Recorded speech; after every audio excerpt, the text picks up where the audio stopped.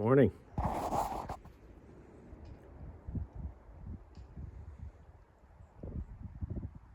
It's about 8 degrees Fahrenheit, so I think that 8 degrees Celsius. So I guess that's like 40, maybe 46 Fahrenheit. I don't know, someone will let me know. So the weather was so strange, it's up and down like a dog's stomach, as we say here in Newfoundland. Yesterday morning it was minus 10 Celsius. So that's about 14 degrees Fahrenheit, I know for sure. Now today is 8. So Newfoundland, we would say the weather is up and down like a dog's stomach. I'll take you in the shed and learn you how to tie double overhand fisherman's bend. Thanks. See you in a bit. Okay guys, welcome back to the shop. Today we're going to do the double fisherman's bend. The key component in the fisherman's bend is the knot that I went through with you guys last time, which is the double overhand knot. So when you pull a double overhand knot tight, you get this X shape and you get two parallels on the other side. So when you did your single fisherman's bend, you pulled together two single overhand knots, and that created a double overhand knot. So all the fisherman's bend is really, the single is just two single overhand knots pulled together to create your bend, to join your ropes, and the double overhand knot is involved with the double fisherman's bend. So on a double fisherman's bend, it's two double overhand knots pulled together to create your bend. And there's a couple of different ways to try it. I'm trying to show the least confusing way for you guys so you have success doing it. I don't necessarily always tie it this way, but I'm trying to find a less confusing, if that makes sense. So to start off your bend, I'll get it in nice and close for you guys. You line your ropes side by side and you tie your basic overhand knot, double overhand. So you make your two wraps around, pull your rope underneath, you create that X shape that I was telling you about and two parallels on that side, and you flip this around. Let's see if I got enough of slack here to flip it around. We will. You flip it around. My lord. Okay, see if I can get it in close enough for you guys.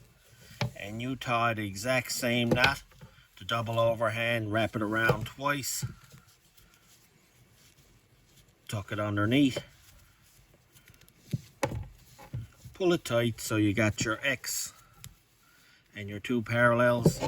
When you pull this tight now, your two X's goes together and your four parallels go together, and that's the knot, guys. That's the bend. I'll pull them together tight so you can see them. Your two X's goes together, your four parallels, and that's considered one of the most secure ways to tie a rope, like for climbing or rappelling, because it's easy to check. You can do your visual inspection. You got your two parallels together, you get your two X's together, your four parallels together. That's not as secure, safe, and never pull out, and you're good to go. The key part of this is that your knots are together and your tag ends are on different sides. So if you tie this, like I was going to show you the other way, if you tie this and your knots are not lined up and you got two X's and one parallel, you went wrong. It got to be like this. So this is like the most secure knot for joining two ropes. More than likely, guys, it's permanent. Like if you're putting this in a rope, when this cinches down tight with a lot of weight on it, it's never coming out. This will draw so tight, you got to cut it with a knife. Now, in climbing, they'll sometimes do the triple fisherman's bend. It's just an extra wrap around, tuck it through. So, as always, guys, I'll bring it back. I just wanted to make sure I haven't got you guys lost. And I'm clear along the way, so I won't bore you with the boring. And it's unlike the single. This one is more harder to untie, but it can be done. So just give me a second. I'll untie it all, bring you guys back, and we'll go through it nice and slow, because this is a good knot to stick in your pocket, guys. I use it for paracord all the time, like making short lanyards, small lanyards for tools, like knives and fire steels and stuff like that. So I'll show it to you with paracord too, but I'll bring you back, and just give me a minute. So I'm going to try to make sure I got it on camera so you can see here. So you overlap your two ends. Your first knot, you go around and you go back across. So that's your X. And you pass your line through underneath it, and then you pull it tight. And that's your single double overhand knot on it. I flip it around. That way you don't have to have any questions about the X's, will they match together, the parallels. Tie the exact same knot because you're doing the exact same knot. You don't have to worry about having it the same way. Everything should all work out great. You slide them together. And there's your X's. Pull them tight and your 4 parallels. Pulling the right one, Scott. There we go. Pull them tight. There's your 4 parallels and your 2 X's together. See if I've got them in the right spot. Trying to get it up close so you guys can see it. And that's a very secure knot. I use it in paracord all the time, making lanyards and stuff for small tools. You can use, if you're not comfortable tying it, you can use the single, but this is a very secure knot. It's a good knot to have in your pocket. So let's see if I can get this old baby untied, because they're a bit more secure. And we'll go through it again because I don't want to lose you along the way here, or myself. See how much more secure the double is, even just untying it. So you get one end, you get your other end, and you grab it up. I'll see if I can get it close for you. Hold the line in your fingers, one wrap around, one wrap back, and you come up around. You tuck your line in underneath that. That's your first double. You can pull it tight. You got your X and your two parallels. Flip it around. Tie the exact same knot. Go around once. Go around back that way. And up underneath. Pull it tight. Get it together. Just like that. Let's see if I can get you to see it. Pull your two ends. Wrong end, Scott. Had to pull it this way. You got your 4 parallels. Let's see. You got your 4 parallels together and your 2 X's. And as simple as that, guys. And this is a very secure knot for joining ropes. Unlike the single, that'll never pull out, but it will jam tight. You put a lot of load on that, it's going to jam super tight. And it's more a permanent thing.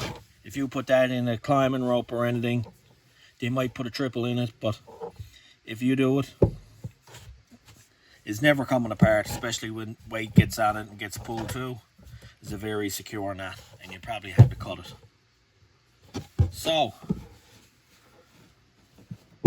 this is a great knot to use, guys, to stick in your pocket. It might take you a little bit of practice if you tie it, and even me sometimes, the way that I showed it that way, like if you tied one knot and then you flip it around and tie the other knot, everything is the same, so they should go together.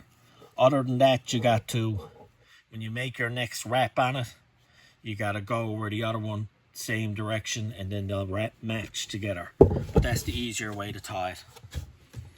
So that's great, guys. You can do it with paracord. Let's see if I got a piece here somewhere. Okay, so here's a piece of paracord. It's a little bit harder to see, but it's easier to tie them with paracord because it's in your fingers. I'll show you how I tie it. Go one wrap once, one wrap back. There's your double overhand knot, just like that. You pass your end through.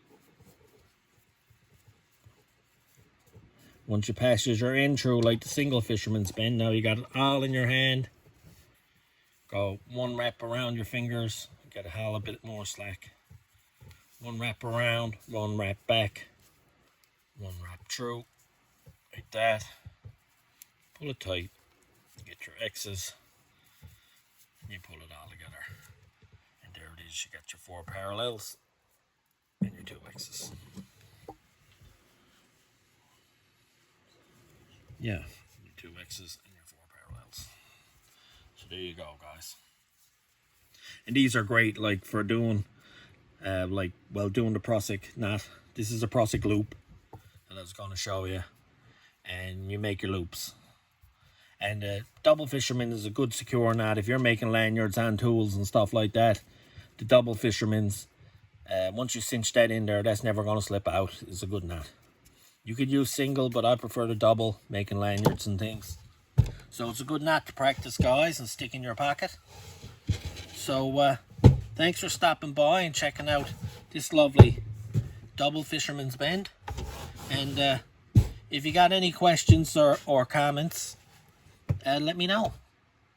There's lots of places you can go with these knots, guys. I mean, if you were camping and you joined the rope with this, wow, good for you. I'll be a happy person. Or the single. If you take something from these series, you can incorporate these knots every day in your life.